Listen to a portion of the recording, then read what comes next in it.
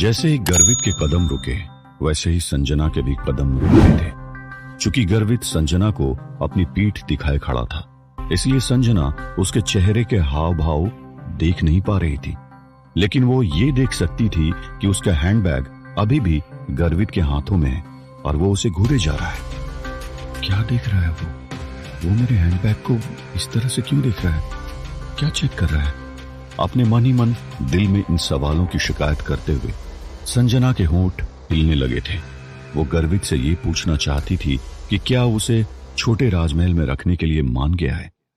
इससे पहले कि संजना कुछ करती, गर्वित जो अपनी पीठ दिखाए खड़ा था वो अचानक से पीछे मुड़ा और कुछ कदम संजना की तरफ बढ़ते हुए उस हैंडबैग को संजना के हाथों में फेंकते हुए बोला, इस हैंडबैग की कीमत पूरे 12 लाख है।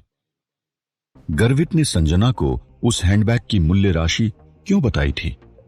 गर्वित के मुंह से हैंडबैग की कीमत सुनने के बाद सबसे पहले संजना के मुंह से ओह बाहर आया और उसके बाद एक सवाल खड़ा करते हुए संजना ने गर्वित से पूछा, हाँ। अपने हाथों को अभी भी संजना के सामने स्थिर रखते हुए गर्वित ने शालीनता के साथ संजना से कहा, मिस संजना, क्या आप कार्ड से भुगतान करेंगी या फिर मुझे जीपे करेंगी या फिर फोन पे? हैं? संजना पूरी तरह से कंफ्यूज थी। अपनी लाल और सूजी हुई आंखों की पलकों को बार बार झपकाते हुए संजना ने गर्वित की तरफ ऐसे देखा जैसे मानो उसे गर्वित के शब्द बिल्कुल भी समझ नहीं आए थे। कुछ देर बाद गर्वित ने अपनी नजरों को संजना की तरफ डालते हुए फिर से कहा, मैंने कहा कि इस हैंडबैग की कीमत 12 लाख रुपए है, मुझे मेरे पैसे वापस दो। संजना को इस सदमे से बाहर आने का और गर्वित की बात की पीड़ा को सहन करने का समय भी नहीं मिला था कि गर्वित ने वापस से अपना मुंह खोलते हुए कहा, इस हैंडबैग को मैंने उसे तोहफे में दिया था। अब चूंकि तुम इस हैंडबैग का इस्तेमाल कर चुकी हो, इसलिए अब ये उसके किसी काम का नहीं रहा। मैंने तुम्हें कभी भी कोई उपहार या पैसा देने के बारे में सोचा ही नहीं था, इसलिए मुझे मेरे पैसे वापस दो। जैसे ही संजना ने गर्वित के मुंह से वो आखिरी शब्द सुने, वैसे ही संजना कुछ सेकंड्स के लिए बर्फ की तरह जम सी गई थी। संजना की नजर उन उपहार वाले बॉक्सेस को देख रही थी जो उससे ज्यादा दूर नहीं थे।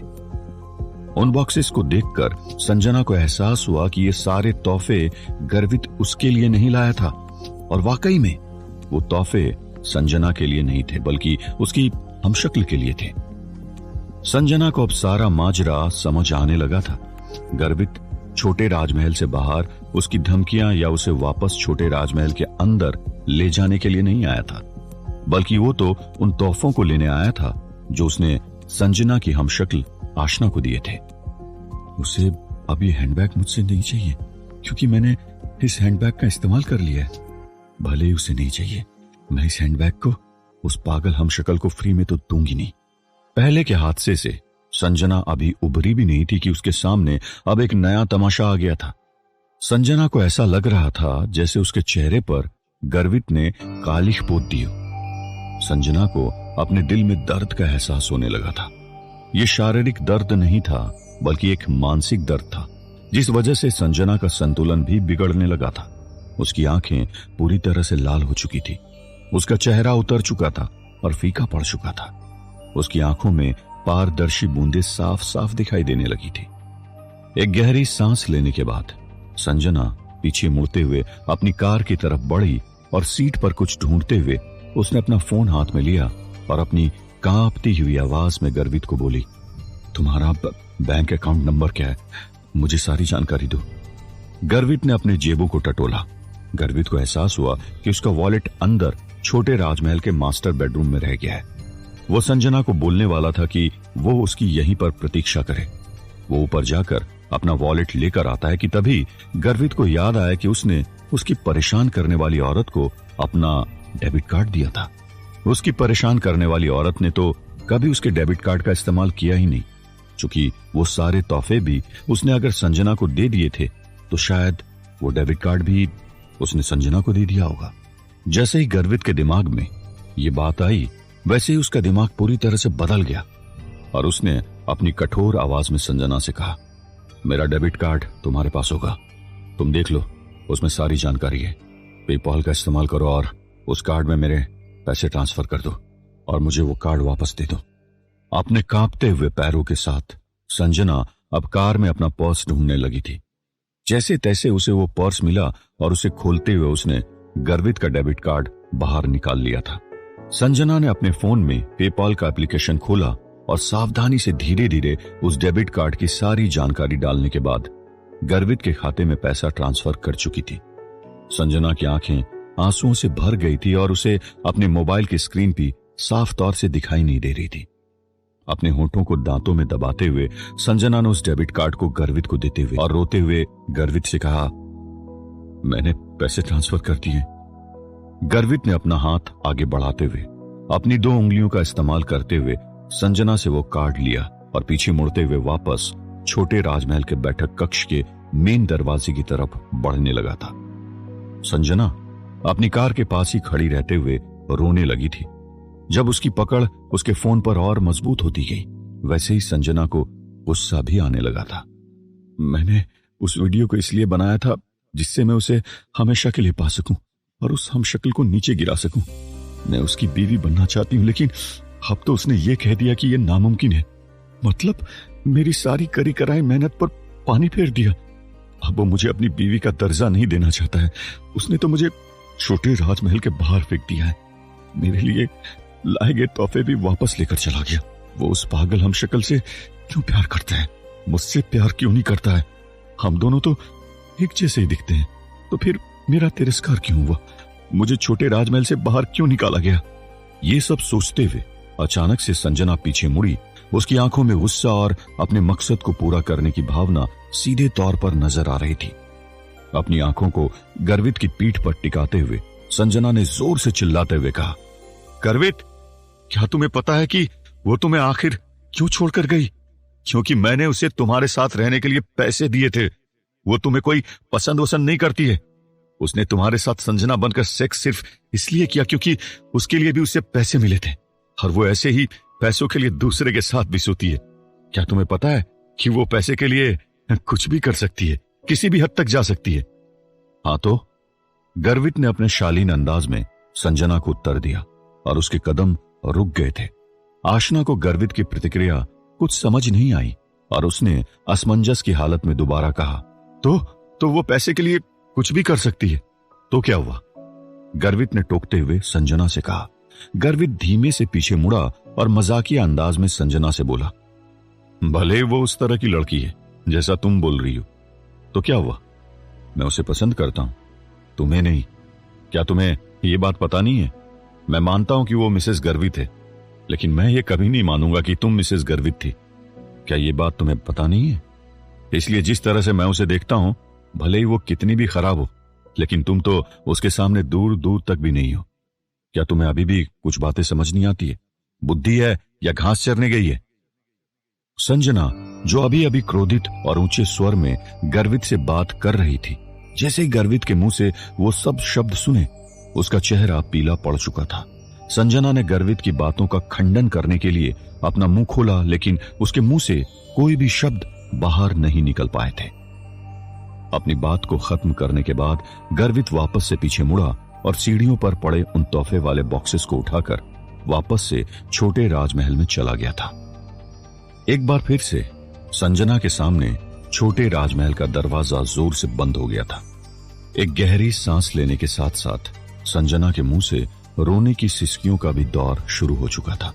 उसी जगह पर खड़े रहते हुए संजना ने अपने पैरों को जमीन पर मारना शुरू किया और गुस्से में अपनी कार में जाकर बैठ गई थी।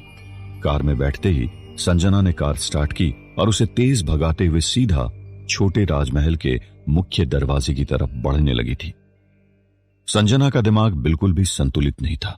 गुस्से में चूर और बदले की भावना लिए संजना ने कार को दरवाजे में तेजी से घुसा दिया था। इससे पहले कि छोटे राजमहल के गार्ड्स दरवाजा खोलते, संजना की कार दरवाजे से भिड़ते हुए असंतुलित हो गई थी। जब संजना ने कार को संतुलित करने के लिए जोर से ब्रेक लगाया तो संजना का सर जोर से स्टीयरिंग व्हील से जा टकराया था।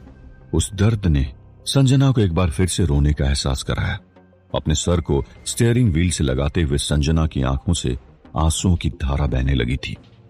दूसरी तरफ जिस तरह से गर्वित की परेशान करने वाली औरत ने उन तोहफों को पहले अलमारी में जमाया था, गर्वित उन तोहफों को एक एक करके उसी तरह मास्टर बेडरूम की मुख्य अलमारी में सजाते हुए रख रहा था। उन अलग अलग तोहफों को देखते हुए गर्वित को बीते दिनों की कहानी याद आने लगी और हर तोहफे की अलग कहानी गर्वित के दिमाग में संजोई जा रही थी। गर्वित को ऐसा लग रहा था जैसे वो कोई सपना देख रहा है और अभी उसकी परेशान करने वाली औरत आएगी और वो उन तोहफों को उसे देगा। लेकिन गर्वित ने उन तोहफों को नीचे फेंका था, यानी वो बीते हुए दिन बीत चुके थे और उसकी परेशान करने वाली औरत छोटे राजमहल को छोड़कर जा चुकी थी। गर्वित की आंखें अचानक खामोश होने लगी थी। गर्वित के जख्म अभी ठीक तरह से भरे नहीं थे और आज के दिन में इतना कुछ हो गया कि गर्वित के शरीर की सारी ऊर्जा समाप्त हो गई थी। गर्वित के शरीर का तापमान भी काफी बढ़ गया था और उसे पता था कि उसे बुखार हो गया है। गर्वित को पता था कि उसे अभी डॉक्टर शर्मा को कॉल करना है। वो छोटे राजमहल आएंगे और गर्वित को दवाइयां देंगे। उसके बाद गर्वित नींद के झरोके में सो जाएगा। लेकिन इसके बावजूद भी गर्वित ने जैसे तैसे अपने शरीर को संभालते हुए बालकनी में गया था और रात की असीम चांदनी को देखकर एक अंतर्मन ख्याल में कहीं खो सा गया था। मैं कितना बड़ा बेवकूफ हूं। मैं ये क्यों नहीं मान पा रहा हूं कि वो यहां से जा चुकी है। इसके बावजूद भी अभी भी ये सोच रहा हूं कि मैं कोई सपना देख रहा हूं। इससे कोई फर्क नहीं पड़ता कि गर्वित इसका सामना करने के लिए कितना भी भयभीत और अनिच्छुक क्यों न था, लेकिन उसे एक तथ्य को जानना और पहचानना बहुत जरूरी था। उसकी परेशान करने वाली औरत असली में उसे छोड़कर जा चुकी थी। अब ना तो वो संजना के किसी विकल्प की भूमिका निभा रही थी और ना ही छोटे राजमहल में रह रही थी। तब से लेकर आज तक गर्वित अपने गुस्से में उसकी परेशान करने वाली औरत की डरपोक हरकतों को नहीं देख पाया था। अपनी खुशी में वो अपनी परेशान करने वाली औरत की मुस्कुराती हुई आंखों को नहीं देख पाया था। अब गर्वित अपनी परेशान करने वाली औरत के उछलते हुए प्यार और मनमोहक अदाओं को नहीं देख पाया था। जब उसने उसके सामने बच्चा पैदा करने की बात रखी थी, वो दिन जा चुके थे और गर्वित को ऐसा लग रहा था जैसे उसे अरसा हो गया है उसकी परेशान करने वाली औरत को देखे हुए। गर्वित को उसकी हर बात याद थी। गर्वित को उसकी हर प्रतिक्रिया याद थी। गर्वित को उसका सब कुछ याद था और उसके जहन में उतर चुका था, जिसे भूल पाना अब गर्वित के बस की बात नहीं थी। ये सब सोचते हुए गर्वित ने मन ही मन सोचा, नहीं, ऐसा कैसे हो सकता है? वो मुझे कैसे छोड़ सकती है? मैं उसे ढूंढूंगा। ये सोचते हुए गर्वित बालकनी से कमरे में आया और अपने फोन को बेड टेबल से उठाते हुए कुछ कॉल्स करने लगा था। वहीं गौरी गुप्ता लगभग गर्वित के छोटे राजमहल पहुंच गई थी जब उसने दूर से संजना की कार को रोड के दूसरी तरफ खड़ा पाया। उसकी कार के थोड़ा करीब जाकर गौरी गुप्ता ने तुरंत अपनी कार के ब्रेक्स लगाए और भागते हुए उसकी कार की तरफ बढ़ने लगी थी। संजना की कार लॉक्ड नहीं थी, इसलिए गौरी गुप्ता तुरंत ही दरवाजा खोलते हुए संजना के पास वाली सीट पर जा बैठी थी। चूंकि संजना अपना सर स्टीयरिंग व्हील के अंदर दबाते हुए लगातार रो रही थी, इसलिए उसको गौरी गुप्ता के कार के अंदर आने और उसके पास बैठने का कोई आभास नहीं हुआ था। संजना के कंधे कांप रहे थे। गौरी गुप्ता के मुंह से 2 बार संजना निकला था, लेकिन उसके बाद गौरी गुप्ता को एहसास हुआ कि संजना का अभी बात करने का कोई इरादा नहीं है। गौरी गुप्ता चुपचाप संजना के पास ही बैठी रही और उसके बोलने का इंतजार करने लगी थी। जब संजना का रोना सिसकियों में बदल गया तो गौरी गुप्ता ने टिश्यू बॉक्स से 2 टिश्यू निकालते हुए संजना की पीठ थपथपाने लगी। कोई बात नहीं, जो होना था हो गया, अब ज्यादा मत रो। क्या गौरी गुप्ता को संजना के इस बिगाड़े हुए खेल से कोई फर्क नहीं पड़ रहा था? क्या गौरी गुप्ता के पास और भी कोई प्लान था? क्या करेगी गौरी गुप्ता जब उसे पूर्ण आभास होगा कि आखिर संजना ने क्या रायता फैलाया है? क्या गौरी गुप्ता और संजना मिलकर अब गर्वित से बदला लेने का सोचेंगे? गर्वित आशना को कहां ढूंढने जाएगा? क्या गर्वित की मुलाकात आशना से हो पाएगी? क्या होगा उसके बाद? क्या इस कहानी में और भी कोई ट्विस्ट आने वाला है? जानने के लिए सुनते रहिए ये प्यार नहीं आसान, सिर्फ और सिर्फ पॉकेट